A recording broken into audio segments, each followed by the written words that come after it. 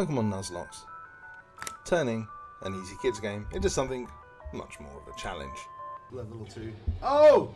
No! Oh no! For my first knock, I did something rather basic, albeit with a randomizer on Pokemon X, just to dip my toe into the water of the Nuzlocke world. It went rather well, on the 4th attempt anyway. So for my next challenge, I wanted more rules in place to keep it competitive all the way through. But most significantly, this would be a duo battle challenge. Now, a lot of the games do have the occasional 2v2 battle or the rarer 3v3 battle, but not all of those are with both your Pokemon, and it's not all the time. 2v2 adds more variables into the mix. Will a move used hit both Pokemon or just one? What Pokemon is it going to hit? You have to be worried about multiple type matchups across the 2v2, and I will also be running a randomizer, so I've got no way to pre-prepare to understand what battles will be coming at me. And while movesets are set to be aligned to type, it is still possible to have the occasional bit of random BS get fired out that your Pokemon is weak to. Okay, so let's get the rules laid out so we can get on with this video.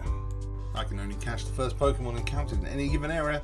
If I fail to catch it, tough luck. Pokemon have to be given a nickname so to engender a bond and make it hurt more when you lose them. When a Pokemon is knocked out, it is considered dead and cannot be used again. Pokemon's level cannot exceed the highest level of the next gym leader. For the Elite Four, we use the last Elite Four's members' strongest Pokemon as the benchmark.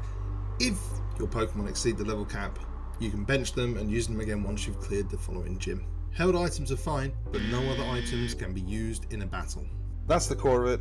All the details are in the description of this video if you want to read them all, otherwise let's hop into the action. So despite living in Canada my whole life, I nearly run into the long grass when a strange old man rescues me with the offer of a piece of candy.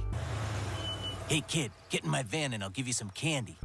I mean Pokemon. And of course I just follow him back to his place like everything's absolutely fine. And yes, the most exciting part of any randomized run is the start selection. Now here, all the offers were good. Lapras, hopefully I said that right, and Raiden. Now, my heart wanted Raiden. I love that big, beautiful boy.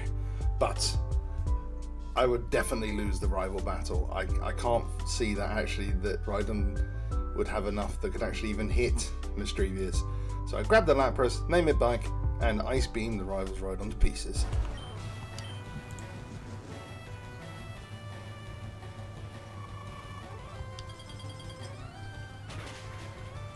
So I was denied a Yanma after running out of Pokeballs, but grabbed the Bellsprout I called End and a Poochyena I named after my wife's beloved dog Ruby.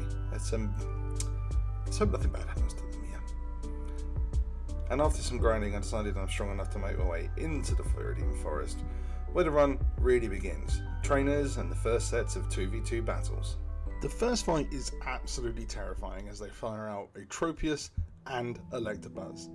My Lapras is feeling super vulnerable. Fortunately, as Lapras is an ice type as well as a water, they were able to one-shot the Tropius and a jump bluff was thrown out, and after that I actually felt pretty relaxed for the rest of the fight. The second trainer I very quickly dispatched, but the third one, well, yeah. No!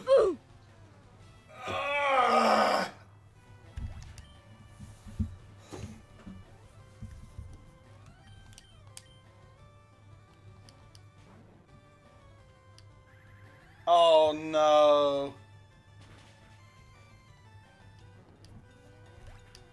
So with this disaster, Lapras is my only remaining Pokemon, and it's worse than that. I have one more trainer to fight to get out of the forest, and I have the gym, so 2 trainers in there if you include the one before Brock, and there are about 4 trainers that you have no way of avoiding before I reach the next patch of grass to catch another Pokemon, which brings up level cap issues, but also by the time I reach that patch of grass, my Lapras is going to be so strong, oh Lord, he come, that whatever pops up, I won't be able to hit it. So even if I manage to survive, this is a disaster.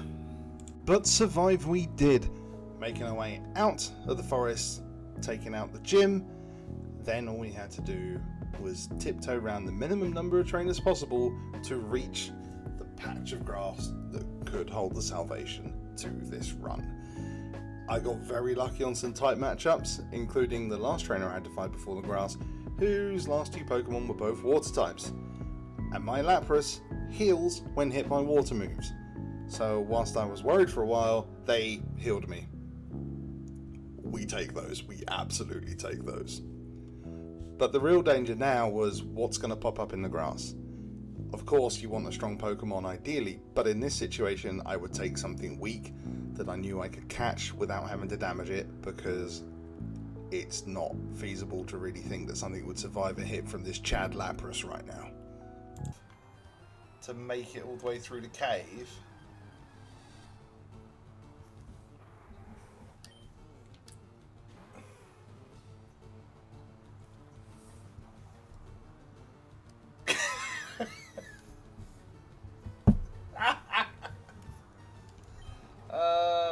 shit, its dragon is going to be weak to... I won't catch it unless I've damaged it, so let's just... Oh my god!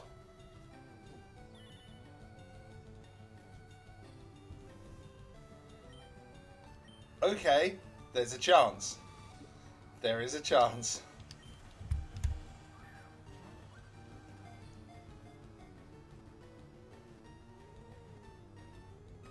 Oh my god!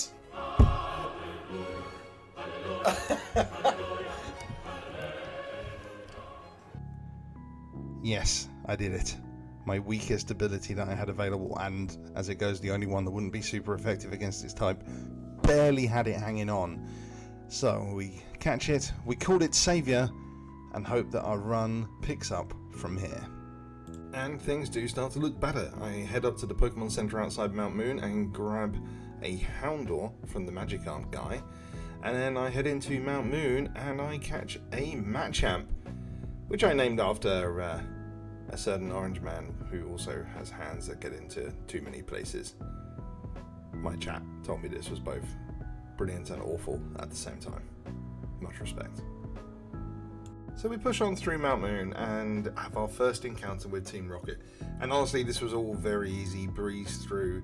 Once we got to the other side, I picked up an Armaldo, named it Kaiju, and whilst doing some training, I made an absolute blunder and we lost the Houndour to a wild Armaldo. I just caught one. I knew it had Rock Throw, and yet I just threw the fire type dog out at it. My bad little guy. You will be missed.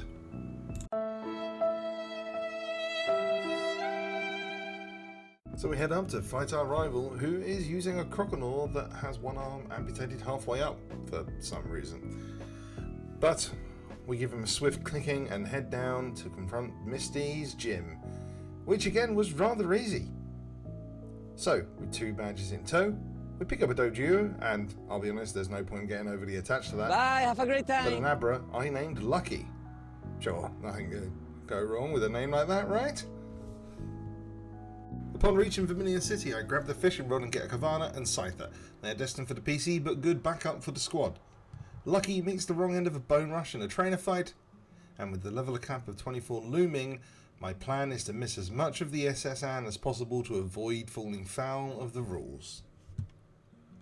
So we head on the ship, bitch slap my rival, give an old man a back rub. Hold on a second.